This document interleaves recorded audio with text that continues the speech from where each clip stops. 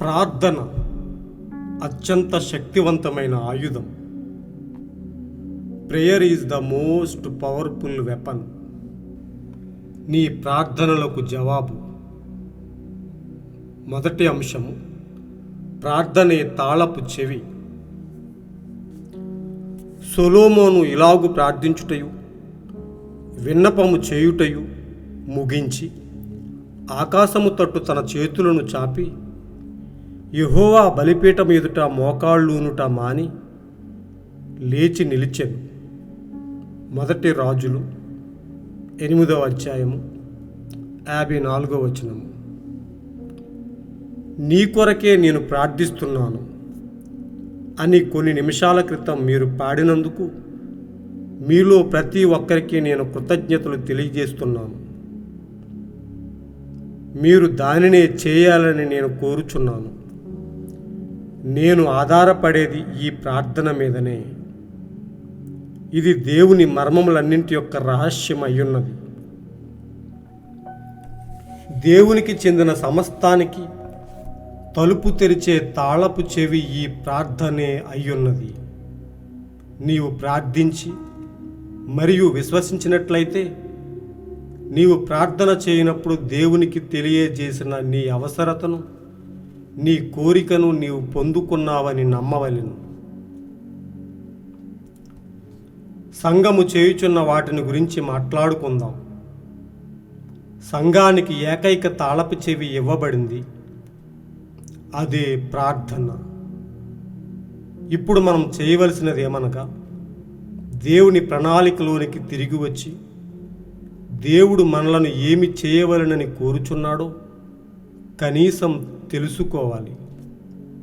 మరియు నాకు తెలిసిన ఏకైక మార్గం ప్రార్థన చేయుటయే. తాళపు చెవి ప్రార్థనే. అదే సమాధానం అయ్యున్నది. తాళపు చెవి బంధించును మరియు విప్పునని మీరు ఎరుగుదురు.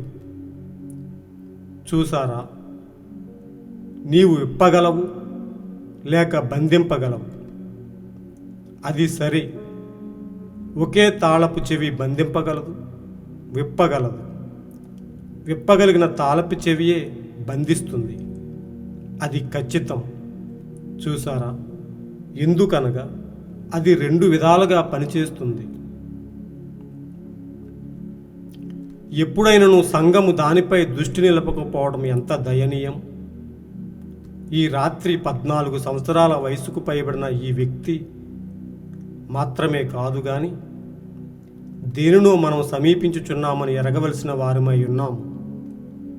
నీవు దీనిని వినవలనని నేను కోరుచున్నాను. తప్పనిసరిగా నా ప్రార్థనల ద్వారా దేవుడు గుడ్డివారి కళ్ళను తెరుచును, బధిరుల చెవులకు వినగలిగే శక్తినిచ్చును, మరియు కుంటివారిని నడవజేయును. నేను చెప్పుచున్న వారిని తప్పక నేను ఎరగవలసి ఉన్నది. మనము అంతమునకు చేరువలో ఉన్నాం. అది సరి. ప్రార్థనాపూర్వకంగా ఉండండి మరియు దృఢముగా.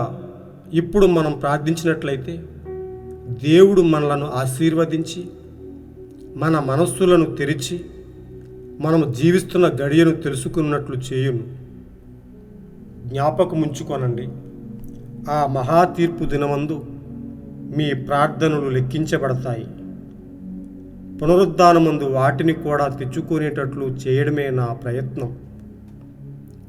యేసుక్రీస్తులో మనం జతపనివారం. అది సరియేనా? మీ ప్రార్థనలు. మీ ప్రార్థన వలన గొప్ప విజయాన్ని మేము పొందుకుంటున్నాం. దేశమంతటా అనేక స్థలాలలో అవి మాకు సహాయపడుతున్నాయి. ప్రార్థన కంటే ఎక్కువగా స్వస్థతలకు కూడా నేను ప్రాముఖ్యత ఇవ్వను. నేను ప్రార్థిస్తూ ఉన్న ప్రజల కొరకు, అదే సమయంలో కూటమునకు హాజరైన ప్రజలందరూ కూడా చేసే ప్రార్థనకి నేను ప్రాముఖ్యతనిస్తాను. ఇవన్నీ, ఈ ప్రార్థనలన్నీ కలియుట ద్వారానే మనం నిలవగలుగుతున్నాం. చూడు, నీవు ఎవరో ఒకరు కొరకు ప్రార్థించబోనప్పుడు ఏదో కొంత జరగవలసి ఉన్నది. స్నేహితులారా, మనం ఎప్పుడు ఓడిపోతామంటే ప్రార్థించినప్పుడే. ప్రార్థన కీలకమైనది. అడుగుట వలన మీరు పొందుకొనగలుగుతారు. మీరు అడగనందువల్ల పొందుకోలేకపోతున్నారు. మీరు విశ్వసించనందువల్ల అడగలేకపోతున్నారు. మీ సంతోషం పరిపూర్ణమగునంతగా అడగండి. అడిగి మీరు అడిగిన దానిని పొందుకున్నామని నమ్మండి. దానినే పట్టుకుని ఉండండి. దీనిని విడిచిపెట్టవద్దు. బైబిలులోని వాగ్దానమైతే దేవుడు దీనిని మీకు ఇస్తాడు అని ప్రత్యక్షపరుస్తుంది గనుక దీనిని పట్టుకుని ఉండండి. మీరు అడగకపోయినందువల్ల పొందుకోలేకపోతున్నారు. నమ్మకపోయినందువల్ల అడగలేకపోతున్నారు అని తెలియజేస్తున్న లేఖనాన్ని నేను నమ్ముతున్నాను.